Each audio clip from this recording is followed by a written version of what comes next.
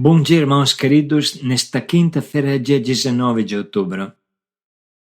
Bom dia, queridos irmãos e irmãs. Vamos hoje meditar o Evangelho de São Lucas, capítulo 11, versículos de 47 a 54.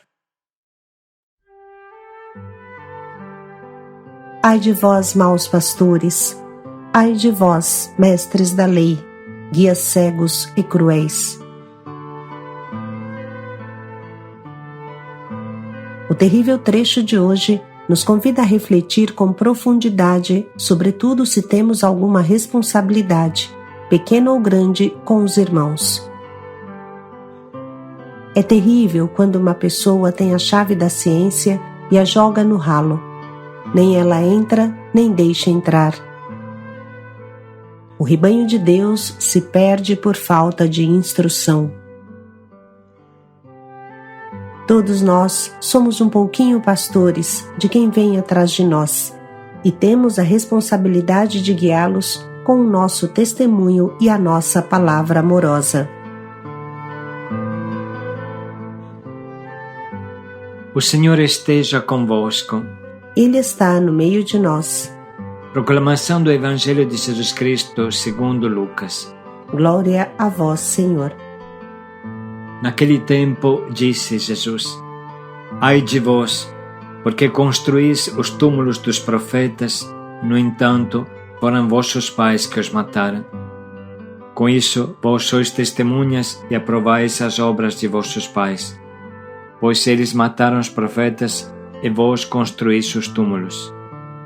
É por isso que a sabedoria de Deus afirmou: Eu lhes enviarei profetas e apóstolos, e eles matarão e perseguirão alguns deles, a fim de que se peçam conta a esta geração do sangue de todos os profetas derramado desde a criação do mundo, desde o sangue de Abel até o sangue de Zacarias, que foi morto entre o altar e o santuário. Sim, eu vos digo, serão pedidas contas disso a esta geração. Ai de vós, mestres da lei, porque tomastes a chave da ciência, vós mesmos não entrastes e ainda impedistes os que queriam entrar. Quando Jesus saiu daí, os mestres da lei e os fariseus começaram a tratá-lo mal e a provocá-lo sobre muitos pontos. Armavam ciladas para pegá-lo de surpresa por qualquer palavra que saísse da sua boca. Palavra da salvação. Glória a vós, Senhor. A duríssima palavra de hoje é o desfecho do relacionamento de Jesus com os hipócritas fariseus e mestres da lei. De mil formas, Jesus havia tentado abrir a cabeça destas pessoas, reconhecendo sua importância para a vida e o acompanhamento do povo. Eles estavam sentados na cátedra de Moisés. Grande era a sua missão, que deviam cumprir com amor, com carinho, com responsabilidade. Mas, pelo contrário, só procuravam ganhar dinheiro e fama, dobrando a verdade aos seus baixos interesses. Jesus desmascara a tolice deste povo, que se contradizia com suas próprias palavras, mas, sobretudo, acusa a maldade daqueles que, ao invés de facilitar a entrada no reino de Deus, fecham as portas. Nem eles entram, nem deixam ninguém entrar. Muito devemos refletir sobre isso quando temos uma responsabilidade em qualquer nível que seja. Um bom pastor encanta, e um mau pastor espanta. Um bom pastor arrasta, e um mau pastor afasta. Um bom pastor planta, e um mau pastor arranca. O rebanho segue o pastor e não tem muita condição para entender qual é o caminho certo. Se o pastor o conduz para o mau caminho, o rebanho vai ao encontro dos lobos e dos precipícios. Nada pior do que uma ferroada inesperada de uma pessoa que confiamos, da qual esperamos somente o bem. Vamos dar pequenos exemplos. Temos um coordenador de uma fraternidade de Ruá, Caná, Yeshua, Fanuel, Ajarai, Éfata. Pois bem, se este homem chega atrasado e seus filhos ficam do lado de fora da porta da sala do encontro, esperando que ele traga a chave, será difícil que na próxima vez seus filhos apareçam pontuais. Ele repassa para os seus membros o seu desleixo, o seu atraso. Ele não entra e nem deixa os outros entrarem. Se ele não fizer o diário espiritual e não tiver partilhas profundas, será difícil que o seu grupo tenha uma vivência profunda com a palavra, que saiba cativar, que saiba acompanhar. Se ele não convida ninguém para o retiro, será difícil que os seus membros o façam. Essa fraternidade terá sempre dificuldade, realizará retiros com poucas pessoas, logo se tornará pequena, física, raquítica e morrerá.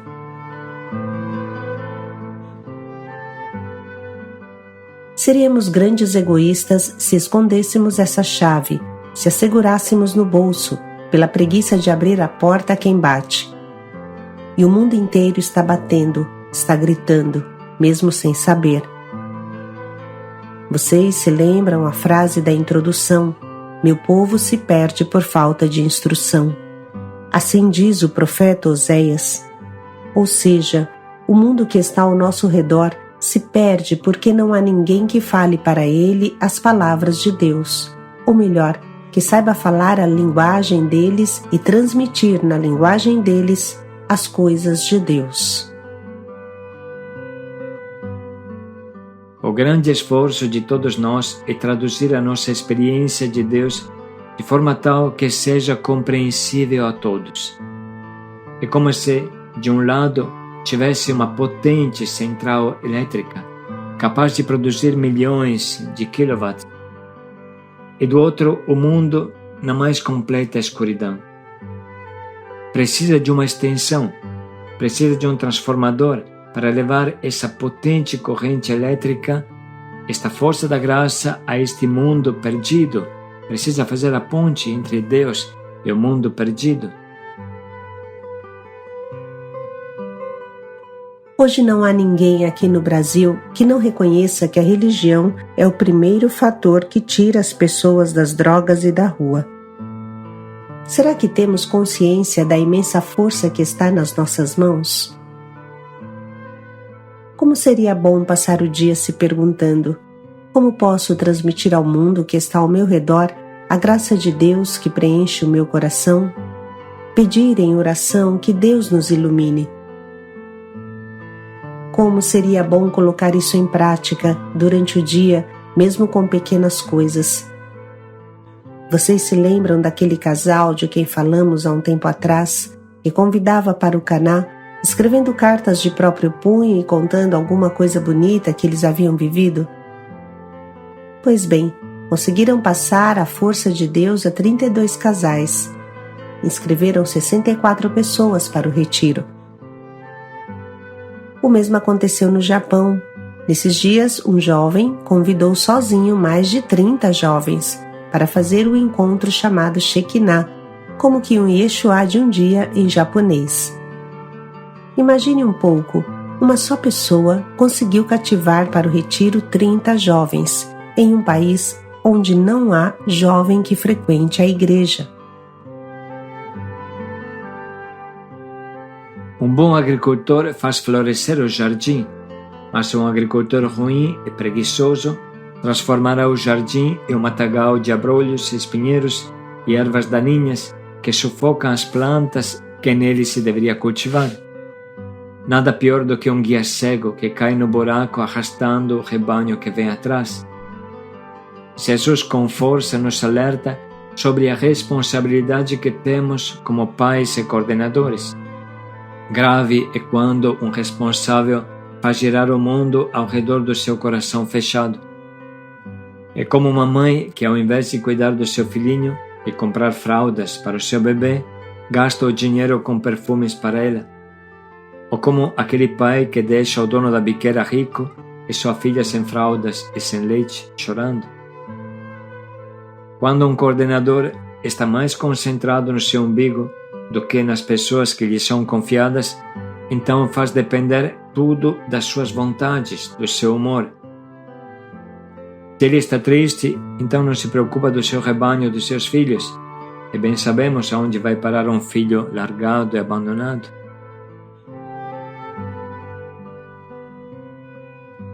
Enfim, vamos lembrar da famosa e querida palavra Ajarai, que define para nós a evangelização das crianças.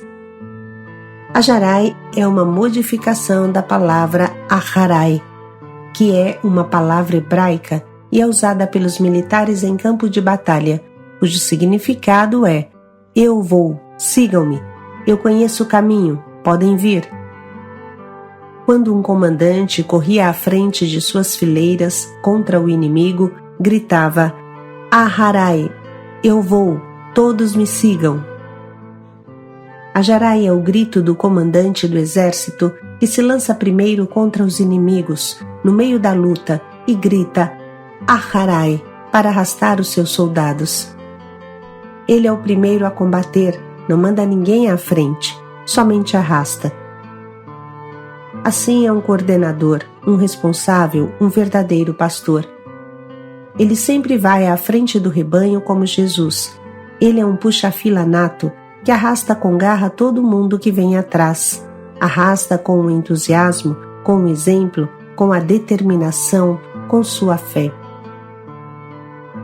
Isso exige uma coragem infinita, como a coragem de Davi que enfrentava Golias, como a coragem de São Paulo que primeiro desbravou o mundo dos pagãos, como a coragem de São José de Anchieta, que desbravou o mundo dos índios do Brasil, como a coragem de São Francisco Xavier, que desbravou o Oriente, como Daniel Comboni, que desbravou a África.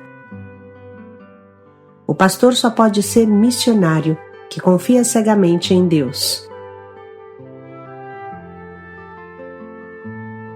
Que o Espírito Santo nos ajude a interiorizar a rica mensagem deste Evangelho que vamos ler novamente. Naquele tempo disse Jesus: Ai de vós, porque construís os túmulos dos profetas, no entanto, foram vossos pais que os mataram.